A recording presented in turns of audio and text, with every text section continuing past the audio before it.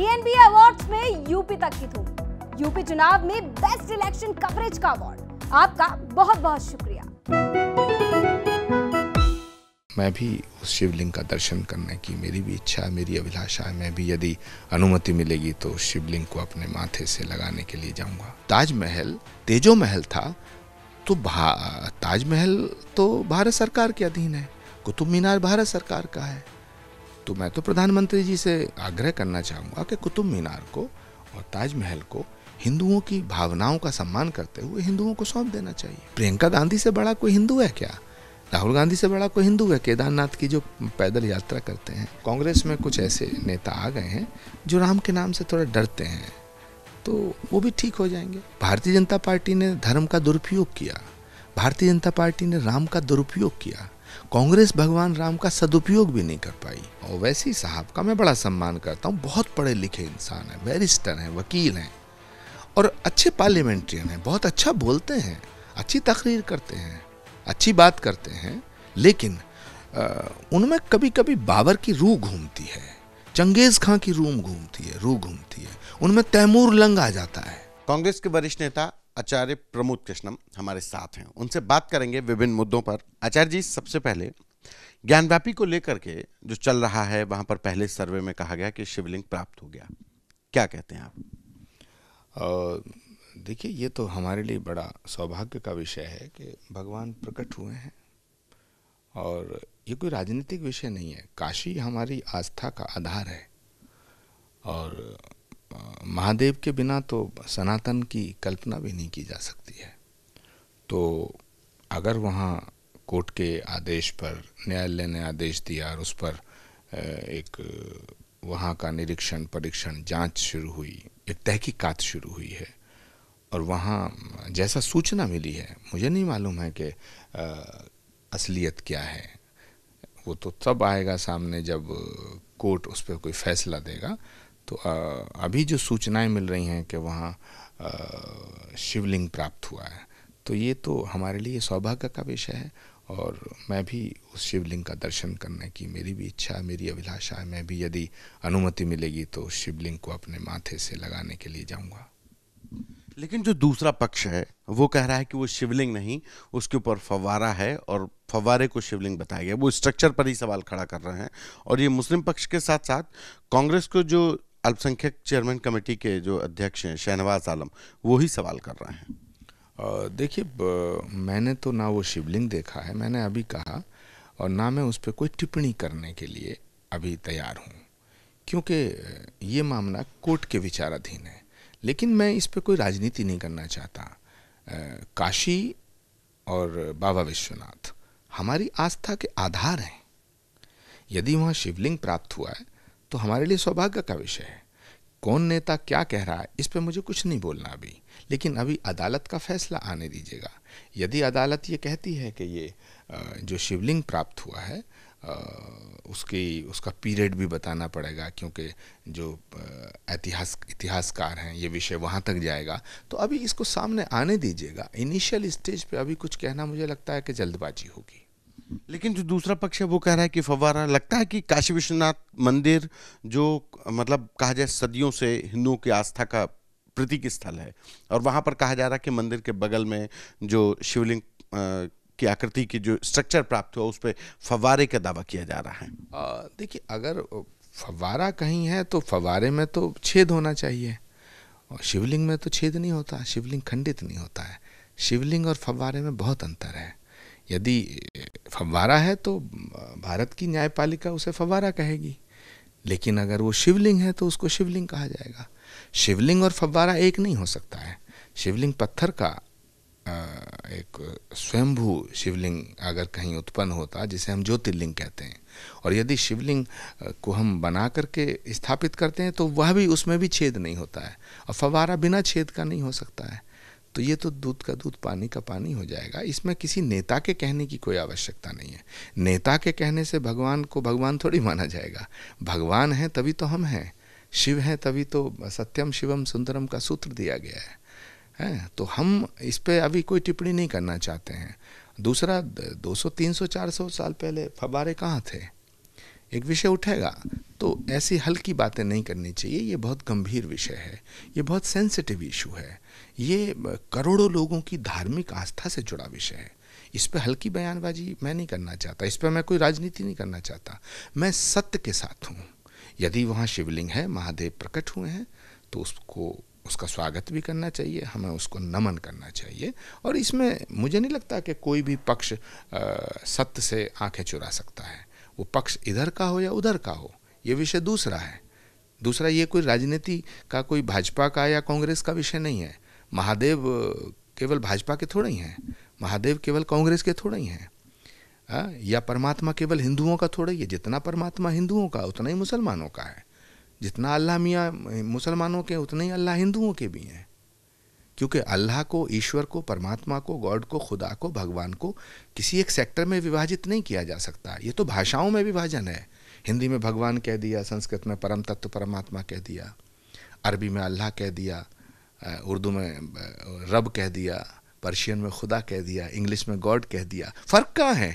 तो अगर महादेव आए हैं, महादेव प्रकट हुए हैं, तो पूरी सृष्टि के लिए प्रकट हुए हैं। वो जितना हिंदुओं को सम्मान करना चाहिए उतना ही मुसलमान भाइयों को सम्मान करना चाहिए। एक विवाद ताजमहल और कुतुब मीनार को लेकर के भी खड़ा हो गया कि ताजमहल और कुतुब मीनार पर भी कि वहाँ पे 22 कमरे खोले जाएं, क्या देखते हैं? नहीं, 22 कमरे खोले जाएं, ये तो राजनीतिक विषय है। मैं तो कह रहा हूँ कि भारत भूमि पे बनी हुई कोई भी इमारत भारत की है, और भारत हिंदुओं का है, और भारत मुसलमानों का है, भारत सिखों का भी है, भारत ईसाइयों का भी है, सर्वधर्म संभाव का भारत है। लेकिन अगर भारत के अंदर कुतुब मीनार बनी है, ताजमहल बना है, और हिंदू जनमानस ऐसा मानता है कि भाई ताजमहल तेजो महल था, तो ताजमहल तो भारत सरकार के अधीन है, कुतुब मीनार भारत सरकार का है। तो मैं तो प्रधानमंत्री जी से आग्रह करना चाहूँगा कि कुतुब मीनार को और ताजमहल को हिंदुओं की भावनाओं का सम्मान करते हुए हिंदुओं को सौंप देना चाहिए। सर, अभी आप अयोध्या गए थे, कांग्रेस नेता चाहे प्रियंका गांधी हो, राहुल गांधी हो, तमाम लोग गए, तमाम आस्था के केंद्रों पर गए, पूजा स्थलों पर भी गए, लेकिन अयोध्या कांग्रेस के नेता लंबे समय से नहीं गए। क्या वजह मानते हैं और आपके जाने का क्या उसको मायने देखा जाए? देखिए, मेरे रामलला का दर्शन करना मेरा सौभाग्य का विषय है। हमारे साथ कांग्रेस के सांसद दीपेंद्र हुड्डा जी भी गए, कांग्रेस के यहाँ के विधायक वीरेंद्र चौधरी जी गए, कांग्रेस के विधायक फरीदाबाद के विधायक नीरज शर्मा गए। ये सब कांग्रेस के नेता हैं, मेरे साथ गए। हमने रामलला का दर्शन किया, हनुमानगढ़ी का दर्शन किया। वहाँ के तमाम महंतों ने, वहाँ के तमाम पुजारियों ने भगवान का हमें प्रसाद भी दिया और हमारा स्वागत भी किया। हमने अपनी उपस्थिति दर्ज कराई। तो बड़े नेता क्यों अवॉइड करते रहे वहाँ जाने? नहीं, मुझे नहीं लगता कि भगवान इंदिरा गांधी जी तो देवरा बाबा के यहाँ निरंतर जाती थी, कुंभ में भी गई, सोनिया जी गई कुंभ में, और प्रियंका गांधी जी ने गंगा यात्रा की। प्रियंका गांधी से बड़ा कोई हिंदू है क्या? राहुल गांधी से बड़ा कोई हिंदू है? केदारनाथ की जो पैदल यात्रा करते हैं। लेकिन ये जो हिंदू धर्म का विषय है, ये निजी आस्था का विषय है, ये हमारी आस्था का विषय है। राम हमारी आस्था के शिखर हैं। रामलला का दर्शन करना हर सनातन धर्म प्रेमी का सौभाग्य है। तो मैं तो कहूँगा कि हर पार्टी के नेताओं को रामलला का दर्शन करना चाहिए। हाँ, थोड़ा सा कांग्रेस में कुछ ऐसे नेता आ गए हैं जो राम के नाम से थोड़ा डरते हैं, तो वो भी ठीक हो जाएंगे।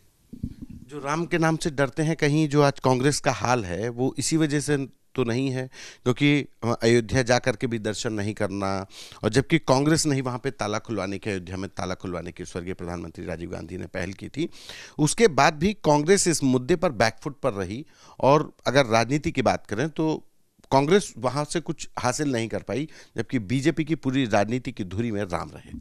देखिए, कांग्रेस ने कभी भगवान राम के नाम पर, धर्म के नाम पर राजनीति नहीं की। भारतीय जनता पार्टी ने धर्म का दुरुपयोग किया, भारतीय जनता पार्टी ने राम का दुरुपयोग किया। कांग्रेस भगवान राम का सदुपयोग भी नहीं कर पाई, जबकि भगवान राम के सब काम कांग्रेस ने किए। अच्छा, मुझे बताइएगा, गांधी से बड़ा कोई राम भक्त है? गांधी से बड़ा कोई कांग्रेसी है? गांधी जहां जाते थे उनका शुभारंभ, उनके सत्संग का, उनके प्रवचन का कहाँ से होता था? रामधुन से। रघुपति राघव राजा राम, पतित पावन सीताराम। और गांधी की छाती को जब छलनी किया गया तो उनके मुंह से अंतिम शब्द क्या निकला? हे राम। तो राम तो कांग्रेस की विचारधारा में है। राम से विमुख होकर के कांग्रेस राजनीति करना चाहती है या कांग्रेस के कुछ नेता करना चाहते हैं, तो ये तो संभव नहीं होगा। भारत में राजनीति करोगे और राम से विमुख होगे? राम तो मर्यादा पुरुषोत्तम राम है, अखिल कोट ब्रह्मांड नायक राम है। राम क्या भाजपा के हैं? ना, राम के नाम का दुरुपयोग भाजपा ने किया। कांग्रेस तो राम के नाम का सदुपयोग भी नहीं कर पाई। लेकिन राम पर हम कब्जा नहीं चाहते, हम चाहते राम को सब माने। राम सबके हैं और सब राम के हैं। सिया राम में सब जग जानी, करऊं प्रणाम जोर जुग पानी। राम मर्यादा पुरुषोत्तम है। राम के सदुपयोग नहीं कर पाए, ये बात अभी आप कांग्रेस की जो बैठक हुई उसमें नहीं उठाई कि आज राम का सदुपयोग नहीं कर पाए, हम लोग इसके लिए कुछ करना चाहिए? देखिए, कांग्रेस का जो नेतृत्व है और कांग्रेस के अंदर इनर डेमोक्रेसी है, आंतरिक लोकतंत्र है। कांग्रेस के नेता आदरणीय सोनिया गांधी, राहुल गांधी जी, प्रियंका गांधी जी, जो उनके नेतृत्व पर भी सवाल उठाते हैं, कांग्रेस में उन्हें भी बोलने की आज़ादी है। यहाँ ऐसा नहीं है बीजेपी में अगर कोई मोदी जी के खिलाफ बोलेगा तो हम पार्टी से बाहर निकाल दी जाएगा। कांग्रेस पार्टी एक बहुत बड़ी पार्टी है। भारत को अगर सच मायने में कोई रिप्रेजेंट करती है पार्टी, वो कांग्रेस पार्टी है। तो चिंतन शिविर में भी ये विषय उठे, लेकिन कांग्रेस में बाहर से आने वाले जो कुछ सिरफिरे नेता आ जाते हैं, ये कांग्रेस को वामपंथ के रास्ते पे ले जाने की बात करते हैं, जबकि कांग्रेस तो भारत का स्वरूप है। पंडित नेहरू, सरदार पटेल, महात्मा गांधी, इंदिरा गांधी, अच्छा, जितनी देश के लिए जितनी शहादत, जितने बलिदान कांग्रेस के नेताओं के हुए हैं, भारतीय जनता पार्टी का एक नेता बता दीजिएगा जिसने देश के लिए बलिदान दिया हो, जिसकी कुर्बानी हो, आज़ादी की लड़ाई से पहले भी और आज़ादी के बाद भी। लेकिन अफसोस के साथ देश की जनता में कांग्रेस की जो तस्वीर है, कांग्रेस की जो इमेज है, वो कुछ अजीब तरह की बन गई है कुछ सालों में, और उसकी जिम्मेदारी कांग्रेस के कुछ नेताओं की है। उन्होंने कांग्रेस नेतृत्व को गुमराह किया। ये एक बड़ी प्रॉब्लम है हमारे यहाँ। सर, एक नेता है असदुद्दीन ओवैसी साहब, वो कह रहे हैं कि अयोध्या हमने गंवा दी, अब हम ज्ञानव्यापी वाराणसी और मथुरा नहीं गंवाएंगे। देखिए, असदुद्दीन ओवैसी साहब का मैं बड़ा सम्मान करता हूँ। बहुत पढ़े लिखे इंसान हैं, बैरिस्टर हैं, वकील हैं और अच्छे पार्लियामेंट्रियन हैं। बहुत अच्छा बोलते हैं, अच्छी तकरीर करते हैं, अच्छी बात करते हैं। लेकिन उनमें कभी कभी बाबर की रूह घूमती है, चंगेज़ खां की रूह घूमती है। उनमें तैमूर लंग आ जाता है, जैसे कुछ भाजपा के नेताओं में गॉडसे की आत्मा आ जाती है ना। तो ऐसे ही ओवैसी साहब के अंदर ना तैमूर लंग की रूह घूमने लगती है। जब तैमूर लंग की रूह घूमती है, जब बाबर की रूह घूमती है, तो वो हिंदुस्तान को हिंदुस्तान नहीं मानते। वो इसको भी पता नहीं क्या मानते हैं। वो इस तरह की वाहियात बातें करते हैं। अरे भाई, हिंदुस्तान में जो व्यक्ति पैदा हुआ है वो हिंदुस्तानी है। वो हिंदू है या मुसलमान, इससे क्या लेना। तो अगर हिंदुस्तान में आप रहते हैं तो हिंदुस्तान के संविधान की, हिंदुस्तान की रवायतों की, हिंदुस्तान की तहजीब की, हिंदुस्तान के संस्कारों की इज्जत करनी पड़ेगी, हिंदुस्तान के कानून की इज्जत करनी पड़ेगी। अब मुझे बताइए, अगर ओवैसी साहब भारत के संविधान की बात करते हैं, संविधान के तो पेज पे जो है भगवान राम के चित्र अंकित है। सुप्रीम कोर्ट के चीफ जस्टिस साहब के अदालत में लिखा हुआ है, यतो धर्मस्ततो जय, जहां धर्म है वहीं जय है। पार्लियामेंट के अंदर कितनी जगह लिखा हुआ वसुधैव कुटुंबकम, विश्व बंधुत्व का उद्घोष भारत से हुआ है। ओवैसी साहब को ये सोचना चाहिए कि वो भारत के हैं, वो अपने आप को मुगलों से जोड़ना छोड़े। धन्यवाद। ये आचार्य प्रमोद कृष्णम, जिन्होंने ज्ञानव्यापी से लेकर कुतुब मीनार से लेकर ताजमहल और ओवैसी पर अपनी बेबाक राय रखी। कैमरा पर्सन संजय के साथ संतोष कुमार।